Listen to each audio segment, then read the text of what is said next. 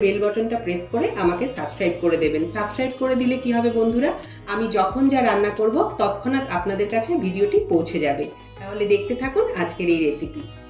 মাছের এই রেসিপি বানানোর জন্য আমি এখানে নিয়ে নিয়েছি মৌরলা মাছ, আর এখানে বেগুন নিয়েছি, হাফ একটা বেগুন নিয়েছি, এরকম লম্বা লম্বা করে কেটে নিয়েছি। এবার মাছটায় আমি নুন হলুদ মাখিয়ে নেব।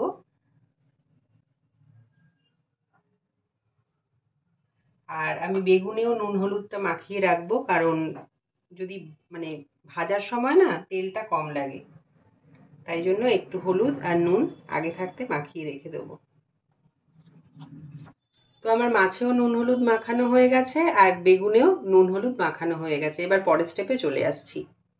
একটা কড়া বসিয়ে সর্ষের তেল দিয়ে নিয়েছি, এখানে 3 টেবিল চামচ সর্ষের তেল দিয়েছি, আর তেলটা আমার আনানো হয়ে গেছে। এবার মাছগুলো ভেজে নেব। মাছগুলো একটু ছেড়ে ছেড়ে দেবো, না হলে কিন্তু ভেঙে যেতে পারে। একটা পিঠ হয়ে গেছে, এবার মাছগুলো আস্তে আস্তে উল্টে দেবো যাতে ভেঙে না যায়। চামচ নিয়ে নিই, চামচের সাহায্যে করি। আস্তে আস্তে উল্টে দিলে কিন্তু ভাঙবে না। মাছগুলো দু পিঠই ভালো করে ভেজে আমি তুলে নিয়েছি। এবার বেগুনটা ভেজে নেব।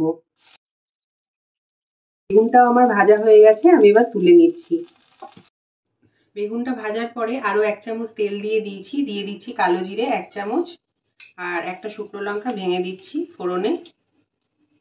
তো আনিয়ে নেব।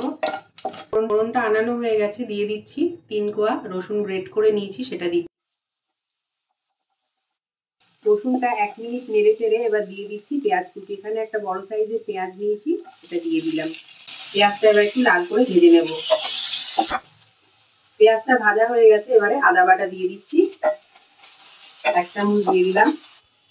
একটা টমেটো কুচি দিয়ে দিচ্ছি, আর দিয়ে দিচ্ছি একটা কাঁচা লঙ্কা।